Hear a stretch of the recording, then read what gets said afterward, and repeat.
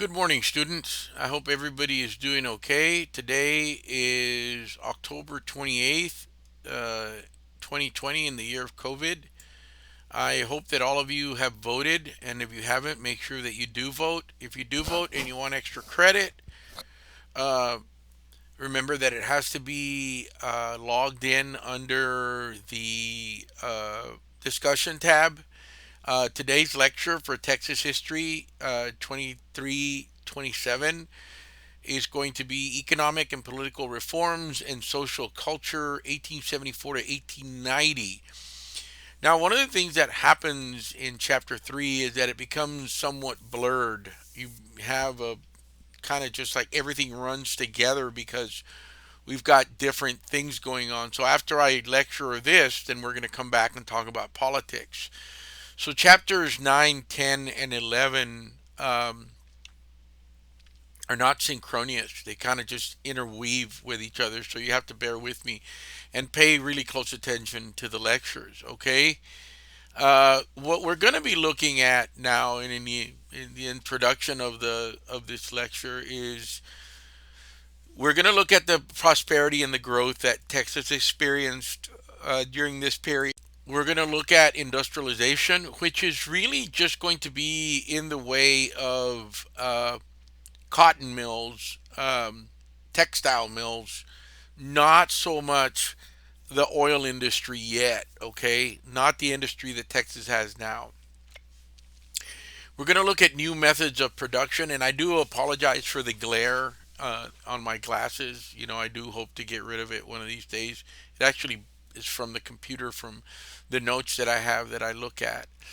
And also, we are also going to look at railroad construction. We do begin to see an increasingly amount of railroad construction in Texas at this time, and it's very important to Texas to move out all the cotton that we're producing because agriculturally, cotton is king. Cotton is the number one producer of money in Texas. Also, we're going to look at politics and Democrats. When we talk about Democrats in Texas, one of the things that really irritates me sometimes is when I see these political posts of people saying, well, it was the Republican Party that freed the slaves and it was the Democrats that put them under slavery. That is a very faulty argument because you're going to see a paradigm shift occur in Democrat and Republican policies beginning right around the FDR administration, okay? Where the Democratic Party is going to become the Republican Party and the Republican Party is going to become the Democratic Party. So they're going to have ideological differences and they're going to switch. That's why the Democrats are the liberals when it was the Republicans that were the liberals before. And for the most part, you really see the big change happen during the Reagan years, where you have the conservative, Christian right embed itself in Republican politics. So make sure that uh, when you do have these arguments, that you know what you're talking about instead of just spewing out and saying, "Well, the Democrats were the ones that wanted slavery to begin with," you know. But that's not the ideological stance on it now. Now, the number one thing that we have to focus on is the development of railroad in Texas and the impact that it's going to have on Texas. It affects all Texans. I mean, once you have railroads going from, let's say, for example, the I-35 corridor, which is from Dallas and Fort Worth to Laredo and into Mexico, and then from Austin uh, to El Paso and across to Galveston, and then, of course, from Laredo. There is no railroad from Laredo to Brownsville. It actually goes from Corpus to Brownsville. It doesn't take the route along the Rio Grande, but you begin to have the crisscrossing of railroads next to the major highways, which would be Highway 10, I 35, I 45. You have a railroad there that goes from Fort Worth to Houston. There was about 500 miles of railroad before the Civil War. After the Civil War, we begin to see the building of railroad, and we see to have about 8,000 miles by 1900. Now, remember, railroads lead to community development because most of these railroads were steam or they were steam powered, so they either needed wood or they needed coal and they needed water.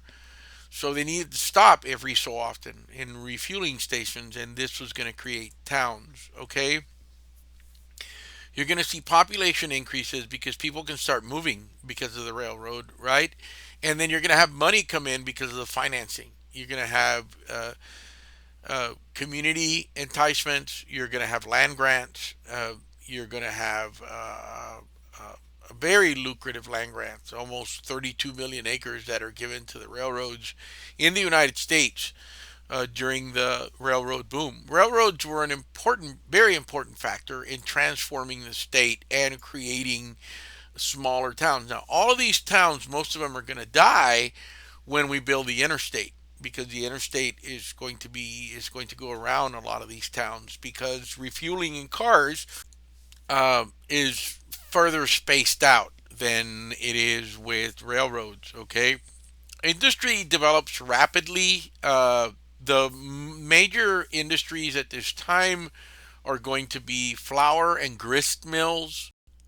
Uh, Flour and grist mills are mills that get grain and either turn it into a flour or turn it into other consumable items for animals, flour for humans, and then the other stuff for animals.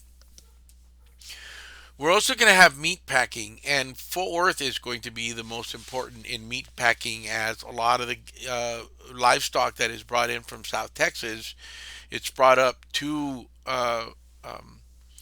Fort Worth before it goes to St. Louis and Chicago. Okay, we're also going to have textile industries. A lot of the cotton is going to be turned into textiles, and more importantly, cottonseed processors is going to be very important. After we take the cotton, separate the cotton from the seed, then we're going to have a seed. A lot of the seed can be used for replanting, and the seed that we do not use for replanting is crushed up and the cottonseed oil is taken out, and then what's left is fed to animals, and it has a lot of protein. Okay. In addition to that, we are going to have lumber in East Texas. Okay. Now this is very localized. Um, I'm sorry about the dog in the background. Uh, the largest industry by the end of the 1800s is lumber. The problem with lumber is that we don't have a lot of it. Okay, and because we don't have a lot of it, uh, it's not going to be where it's going to sustain itself for a long time. Okay, uh, but you are going to have some big. Now we're going to have coal mining, and there's going to be coal mining in the area of Thurber and in South Texas along the Rio Grande in Laredo. And oil operations are still in their infancy. There is no boom in oil yet. Okay, it's we do not have the wherewithal to drill and get the oil out. So it's not until like the 1900s, 1910 that we really start tapping into that. And then when World War One starts, and we do really expand on oil refining. Okay. Now we do have the development or the emergence of labor unions in Texas. I do not spend a lot of time on labor unions because I'm not really big on them, but that doesn't mean that they're not important. We're going to have longshoremen. We're going to have Knights of Labor. We're going to have, the Knights of Labor is going to be the first union to come into Texas, and it's going to have about 30,000 members, and it's going to admit almost any worker unless you were a banker or a lawyer or a liquor dealer. Um, they're very active in railroad strikes, and they're also very, very active in allowing African Americans to participate in these unions. So we do have a big movement, upward movement in unions in Texas. Now, a lot of the strikes and a lot of these riots did turn bloody. State militia and the Texas Rangers were called out. Now They do decline after the strikes and the riots because people just see that violence is not means to the end of the solution, and that you know. It, now, agriculture is a mainstay economy in Texas, but there is a lot of hardships. Okay, we're in the middle of an economic, actually recession after the end of the Civil War. A lot of these. I took my headphones off; they bother my ears, but I'm pretty sure you all can still hear pretty good. Um, I have to get a podcast microphone. Uh, Now, there's always an ebb and flow in farm prices, and there is never an ebb and flow in the increasing debt of farmers. So that means as the price of consumable commodities fluctuated, went up and down, their debts went steady up. So it's very hard to be a farmer in Texas. Tenancy and sharecropping was the major way to farm in Texas, whether you borrowed a farm from somebody or you sharecrop. You would plant 100 acres of corn and you would give the person that you rented the land from a certain amount of your product. Neither owned the land in tenancy and sharecropping. It was onerous credit system where you bought your goods from the owner of the land, and he would then charge you interest for buying that stuff from him. So eventually, what would happen is you would end up owing him, having to give him up to 50% of what you would raise. Okay, numbers increased after the Civil War, and a lot of African American farmers were part of this, and it lasted well into the 20th century. Okay, now commercialization of farming did help. They became more productive on market production the way they are now. Cotton is the most important crop. What they would do is that they would get somebody that would guarantee them that they were going to purchase whatever they produced at a certain price. And of course, cotton was the most dependable crop. It was there was very little diversification of agricultural of growing agricultural material in Texas. It just didn't happen. Okay, and that really is going to hurt Texas, especially when we start importing cotton in from Egypt and China and India, and we start growing cotton in Arizona. That is going to hurt uh, Texas cotton farmers. Okay, and it's because of lack of diversification. Okay, now, with that said, Texas cattle production declined during the Civil War, but goes back up after the Civil War. And after the Civil War, the price of beef soars in the East because everybody wants beef, and there's no more Civil War going on, so we can move it. So this is the age of the cattle drives, and this is when I would have you watch Lonesome Dove, but there's too much going on, so I'm going to bypass it this time. This is the time of Richard King and Mifflin Kennedy, okay, and the Kennedy Ranch and the King Ranch, okay. Many cattlemen bought land in Texas after the Civil War. That would be Charles Goodnight. That would be S.M. Swenson. Later on, you're going to have the 10 in Texas, the XIT Ranch. Some of those who use the open range did not buy land. You could actually graze cattle without having to buy the land. And you can still do that in Texas. You can buy grazing rights. Okay. Others bought enough land for headquarters and then they would graze somewhere else. Then this is going to create fence wars. Okay, where individuals are going to be upset because they start putting up fences to keep the cattle out, and a lot of people feel that it isn't. A lot of the counties in Texas are open grazing. That means that if I have a piece of land, or if you have a piece of land, and it's an open grazing area, it is your responsibility to keep livestock out, not my responsibility to keep my livestock in. And it's unfair, but that's the way it is. Cattle in Texas declines after the Civil War, and what we're gonna see here is that raising is going to decline. Okay, it's actually going to take a nosedive once the Midwest starts opening up feedlots and just not open grazing cattle. It's really gonna the cattle industry is really gonna hurt. And what you're gonna see here, the difference between feedlot cows and open grazing is that in open grazing, it's going to take anywhere between 12 to 18 months to get a cow up to a weight to sell. A steer is going to take, I would say, conservatively 18 months. Okay, that's a good date. But if you put it in a feedlot and all you do is feed it and minimize its walking and minimize its activity, you're looking at anywhere between 9 months to a year. The quality of the meat is going to suffer because you're basically pumping it up with grain and you're not letting it graze the way it should. Okay. Now, Democratic reign in state politics. What can I tell you? Democrats take control in the 1874 elections, and they pretty much just keep control. Now, they do call a new constitutional convention in 1875, and 75 Democrats and 15 Republicans. Of the 15 Republicans, six of them are African American, okay?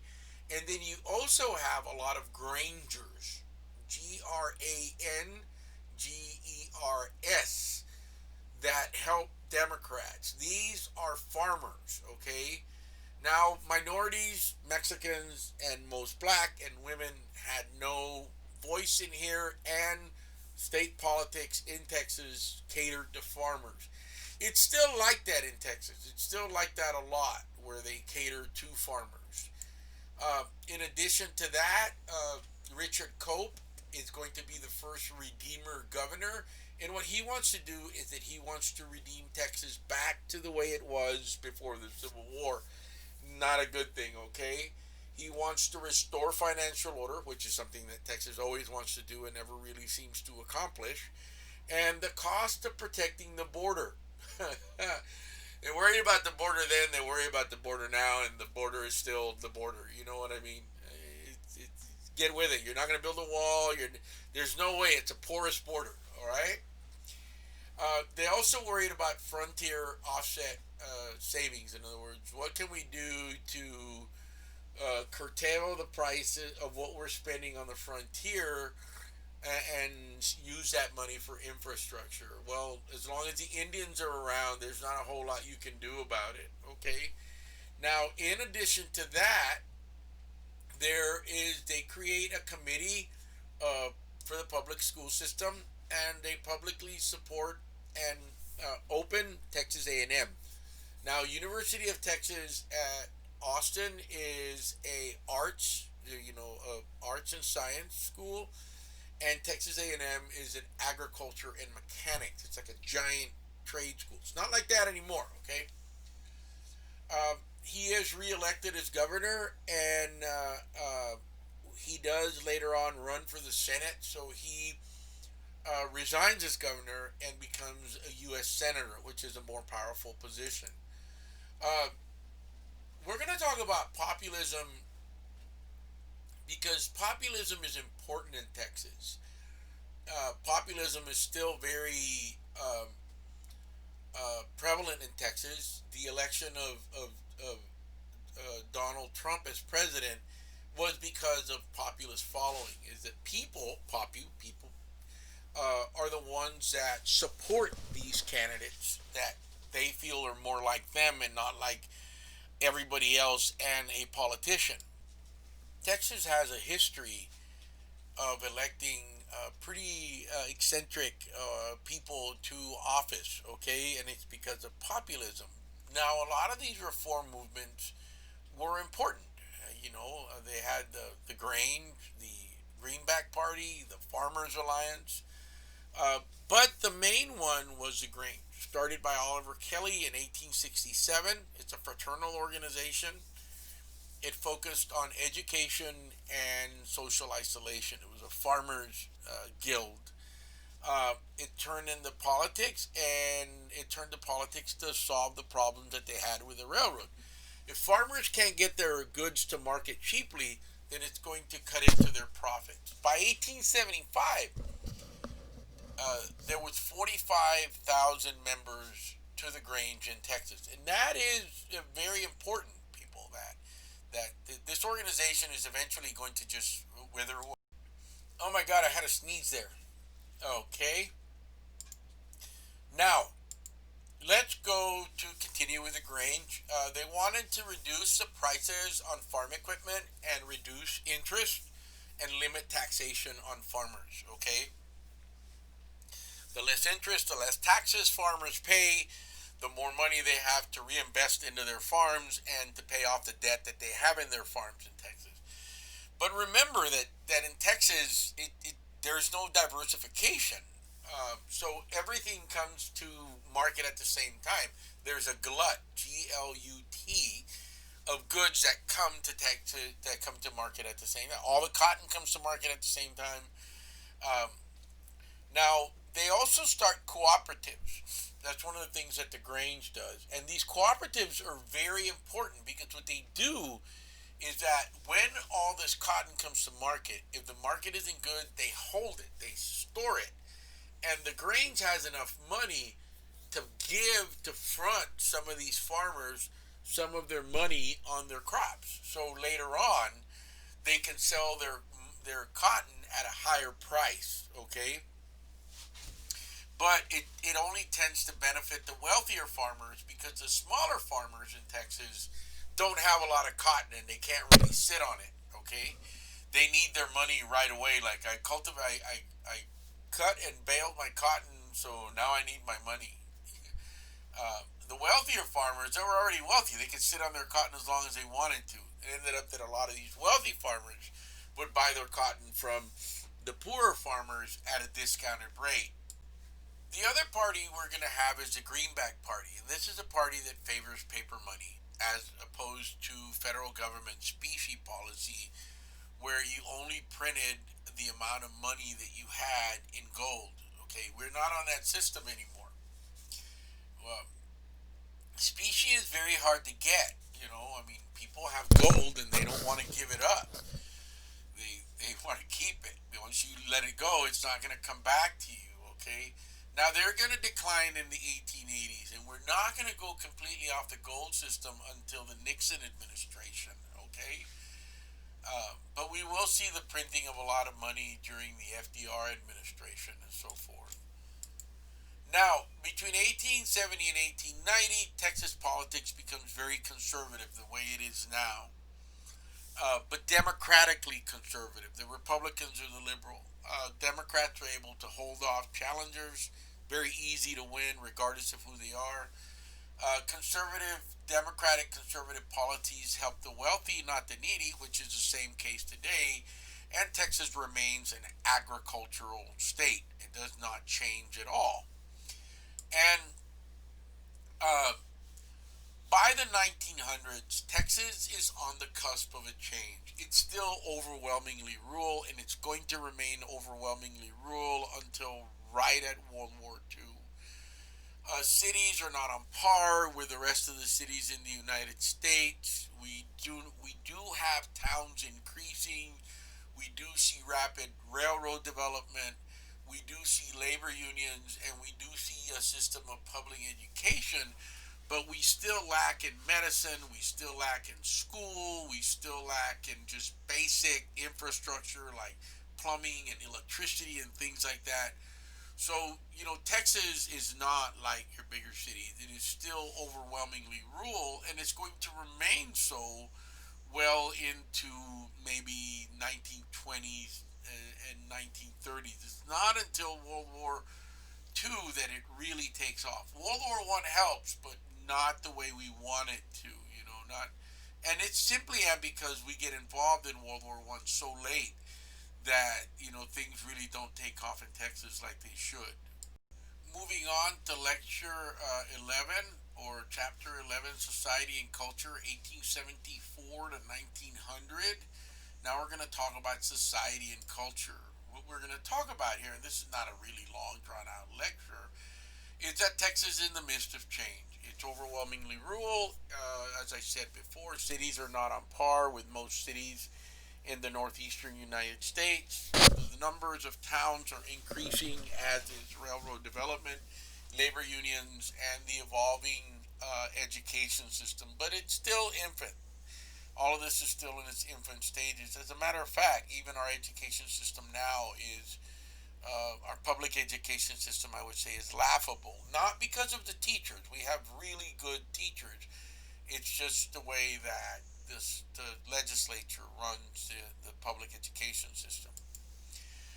Now, population is rapidly increasing in Texas, and why? Well, because we have a lot of land. The number one thing that Texas has to give away is land, and even more land, and we even have land now that we can. Uh, we do begin the Texas Bureau of Immigration in 1871 that experiences limited success to have people come in, but then we resort to having private companies bring in people from up east and create some settlement patterns throughout the state of Texas.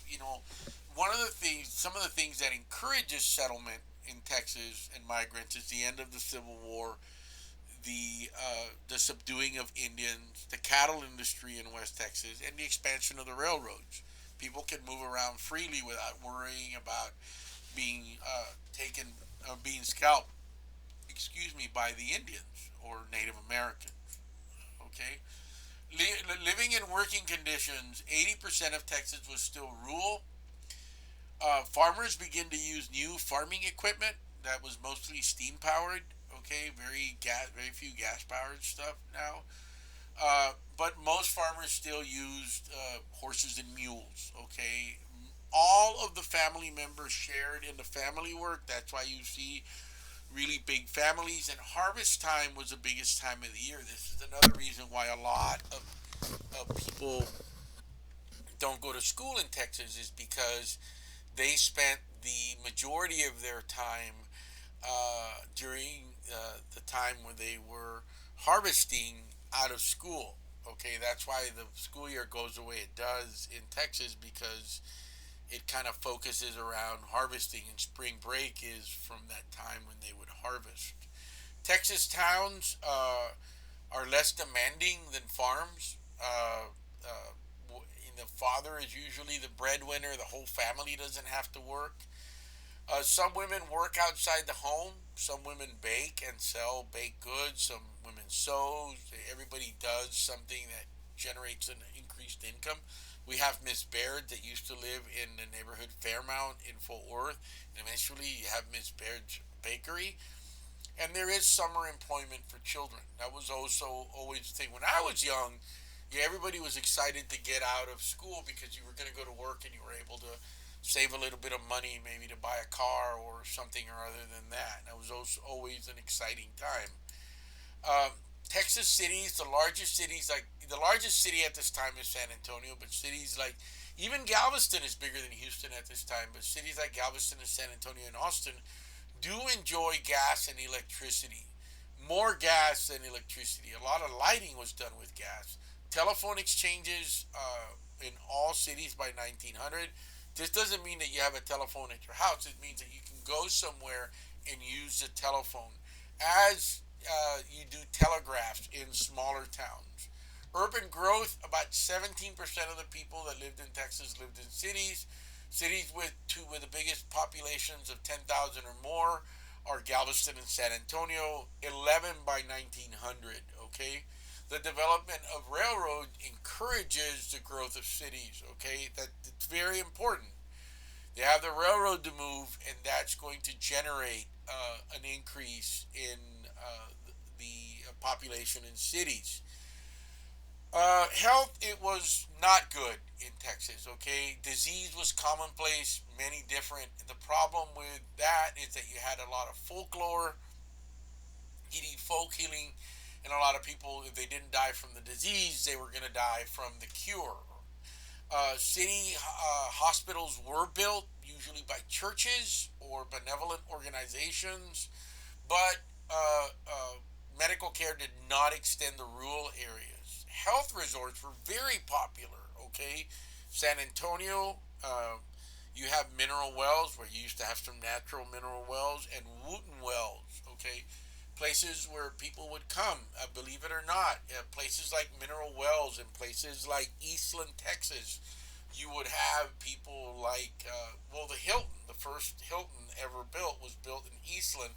And it was there because a lot of people would come to those places because the air was dry, and if they suffered from tuberculosis or anything other than that, that they could escape those areas, and that would give them some relief from the problems that they were having, or respiratory problems that they were having. So Texas was very popular in the way of resorts. Okay, uh, home remedies were used a lot out of necessity. You had a chuck wagon, a cook. You had barbers that were also second as dentists. You had curanderas and curanderos. My grandmother on my mother's side was a curandera. Sobadores, those kind of people were very important. And army surgeons, okay, from that were left over from the Civil War. But still, it was barbarism, okay? There was no anesthetics. There was no basic comprehension of bacteria or, antibiotics or anything like that. Uh, you do begin to see improved care for chronic conditions, improvements in sanitation and public health, better surgical procedures. Doctors are still not washing their hands yet. They do start washing their hands right around World War I. I laugh because it's just like cynical, right? And you begin to see more public hospitals, okay? But even then, they were still very archaic in a sense. Even when I was young, you know, um, medicine was very archaic in Texas, and I think it's because it's so conservative, and Texas is so incredibly religious. That doesn't necessarily make it bad, but it halts the progress of healthcare in the state of Texas, and we still lack, okay, in Texas when it comes to healthcare. If you don't have good insurance in Texas, you're pretty much screwed. Now, institutional care improves. We have the School for the Blind in Austin. We have School for the Deaf. We have mentally facilities for the mentally handicapped. We have a mentally for school for the mental hospital for the mentally handicapped in Terrell, Texas. I've actually been there. Um, it's still there, as a matter of fact. We have one in San Antonio that is also still there, or what used to be is still there. And we also have institutions that care for tuberculars, people that have tuberculosis come here because of the dry condition. But the problem with that is that they people with tuberculosis come here, and then you have big tuberculosis outbreaks. Okay, now local agencies are created to supervise sanitation for quarantining, which we all know we can't do in Texas. Good, right? You can't tell a Texan to quarantine because you're violating my rights. By the way, I don't agree with that. I have been in quarantine since the quarantine started. I've been wearing my mask, and I have done what I'm supposed to. I'm not a sheep, but I do not want to get sick, and I do want this pandemic to pass. We all know that this pandemic is not going to pass until we get a vaccine, because we can't seem to listen to what they want us to do. Water resources are beginning to be clean. That means that we have water treatment plants and food inspection. It's very important, okay? Improved quality of milk and food supplies. We have the pasteurization of food.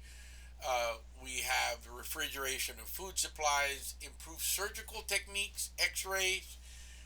We begin to see, of course, what will become Baylor, Scott, and White in Temple, Texas.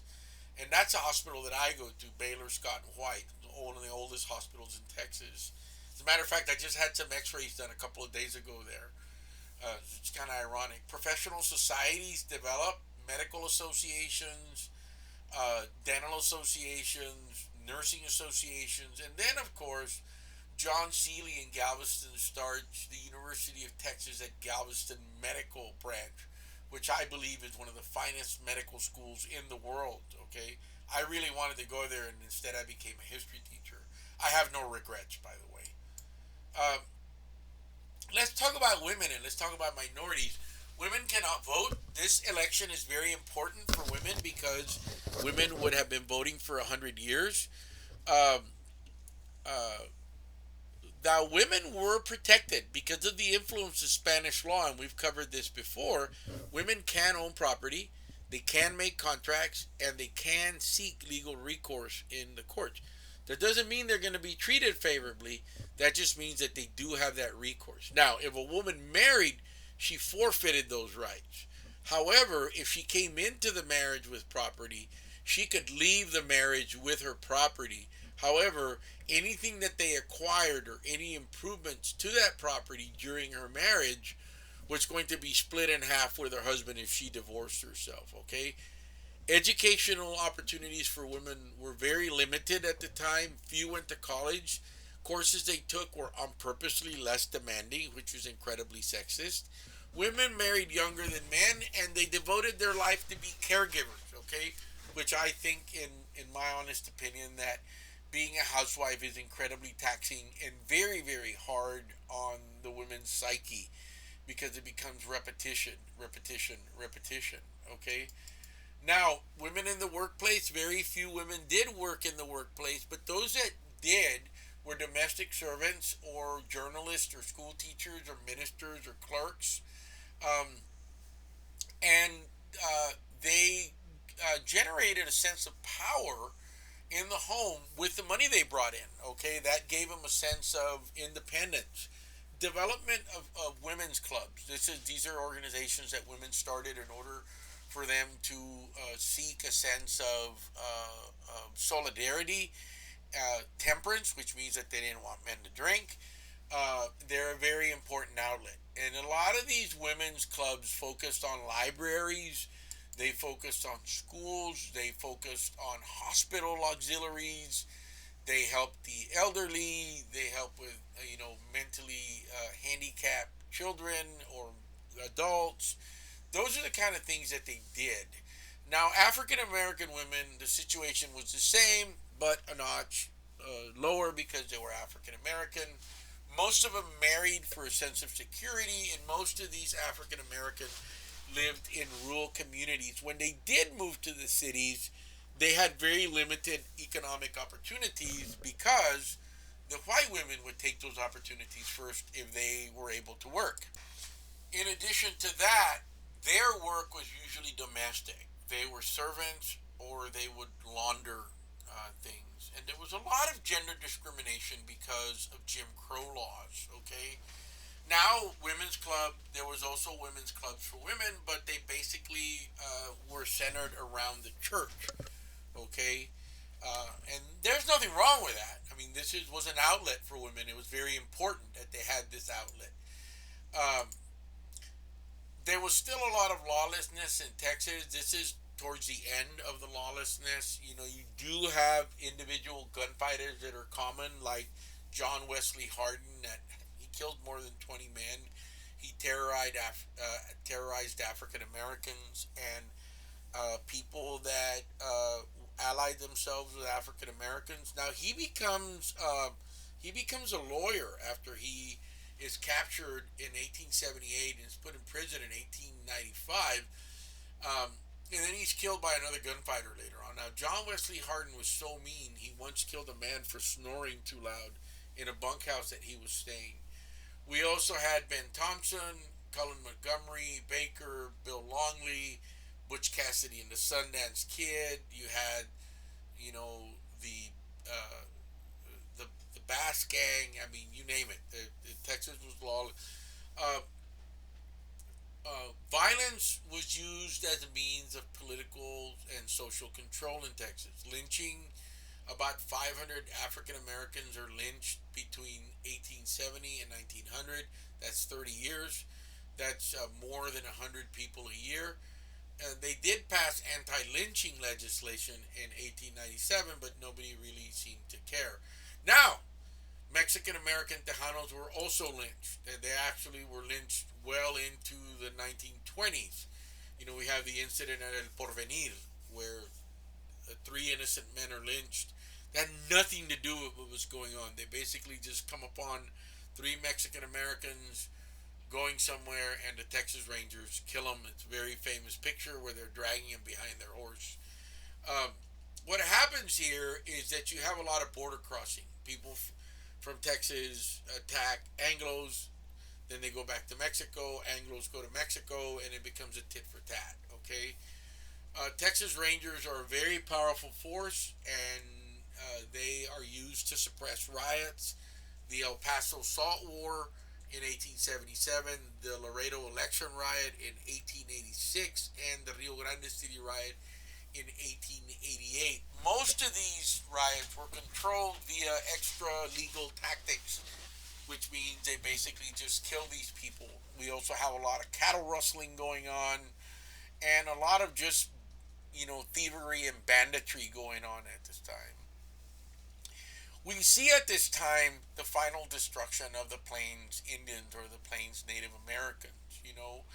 We begin to see the dwindling of the Kiowa and the Comanche, and they're put in a reservation in the Panhandle under the Treaty of Little Arkansas in 1865. Texans object to providing any land to Native Americans. They just wanted them to go. And then the Medicine Lodge Treaty of 1867 gives the Kiowas and Comanche some land, but Anglo settlers did not, and Mexican American settlers did not respect that. Hostilities do continue on the frontier, but a lot of times, if a chief would sign a treaty, he did not represent the rest of the Native Americans. We're going to see a series of really, really, escalation between 1871 and let's say 1879 with the Salt Creek Massacre. Then we're going to have adobe walls in 1874, and then the army basically just comes in and changes tactics, and basically what they do is that they destroy anything that the Native Americans can use like that. The Indians are going to have to give up. After the Red River War, hostilities do end and the Indians do give up. And what you're going to have is that you are going to have a group of individuals that are going to remain, but they're not a cohesive group. They're just a band of renegades that are out, and eventually they're going to get they're going to catch them and kill them. And that's going to create the demise of Native Americans. Trials and tribulations to African Americans in the United States, a lot of violence, Jim Crow segregation, discrimination, political oppression, them not being allowed to go to the polls. African Americans hope for better times. There are some organizations, but most of them retreat to the churches. The church was a central headquarters for African Americans where they developed leadership skills, and it was a sanctuary. The Baptist Church was the leading church, and there was about 100,000 members to the African American Baptist Church in 1890 in Texas. Very important. And again, the church is a sanctuary. It's an outlet for African Americans. So it's very important that we do not marginalize um, the church, the institution, or the church as an institution for African Americans at this time. Uh, Mexican Americans and European immigrants are not doing much better off. Mexican Americans did enjoy the benefits of a bicultural society. Like myself, I can weave in and out of Anglo society and English speaking society and Spanish speaking society. The great thing about us Mexican Americans is that we are able to maintain our language, and a lot of us still maintain ties with Mexico because it's so close. Okay, we are still allowed to observe our secular and religious holidays, like el 16 de septiembre y el Día de la Guadalupe, which is December the 12th. You know what I mean? Dia de los Muertos. Right now we have an altar in my home that my wife made for Dia de los Muertos. We also have access to the publishing of Spanish language newspapers which creates a lot of animosity in Texas, right? The same thing about, well, what are they writing about or what are they talking about? A lot of the ranches in South Texas are still owned by Mexican Americans, and a lot of the businesses in South Texas are still owned by Mexican Americans. And some of us do serve in the Texas legislature. Small numbers, but we're there. The issue with Mexican Americans is that we're very quiet and we're ambivalent, okay? And I'm sorry that I'm slouching, but I'm being lazy. And that's one of the reasons that a lot of times politicians can't count on us. They can't count on us to go to the polls effectively, and that is one of the problems that we have. Okay. Now, there are other groups that come to Texas at this time as I close this lecture. A lot of Germans in the German belt in Fredericksburg. We are going to have, half of the Europeans coming into Texas are German. And believe it or not, the Germans are incredibly liberal. A lot of them are Catholic and they come here because they were persecuted. So they're anti war, they're pacifists, and they're still very liberal to this day. We also have Czechs, Serbians, and Poles come in, and other groups are represented, like people from Sweden, people from France, people from Norway. But the cool thing about Mexicans, Germans, and Europeans, and well, Mexicans, Germans, Czechs, Serbians, and Poles coming into Texas is the contributions, the distinct contributions that they make to Texas. We wouldn't have a Mexican polka and the accordion in Mexican music if it had not been for German influence, okay? Each group leaves a little bit of its piece in Texas. We have Koreans, we have Chinese, we have Vietnamese, and it is really horrible when we listen to people say that we do not want immigration into Texas and in the United States because Texas would not be Texas without immigrant population that has settled here. There wouldn't be no Kalashas in West Texas, in West, Texas. There wouldn't be no, barbecue belt because Germans give us the barbecue belt. There wouldn't be no, puffy, crispy tacos in San Antonio if it wasn't for Mexicans. And there sure as heck wouldn't be no pozole, no tamales, no Polish sausage, no sauerkraut, anything that you can think of is the influence that these, European immigrants are going to bring into Texas and make it what it is. And I think that's one of the unique things about Texas is that we are made up of a polyglot of immigrants. Okay. Now I will post some more lectures, but this is two lectures in one, and I hope you use them like I've been posting them. Make sure you click like if you like them, and if you have any advice on what I should do to make them better, let me know. Remember to be kind to each other and wear your mask. Also, I am offering a Mexican American two Mexican second part of Mexican American history that can be substituted for 3 hours of U.S. history. I'm offering it in the spring. I really encourage you to take it, especially if you're going to be a teacher in Texas. It would not hurt for you to have at least 3 hours of Mexican American history. Again, you all take care, be kind to each other, and wear your masks. Bye bye.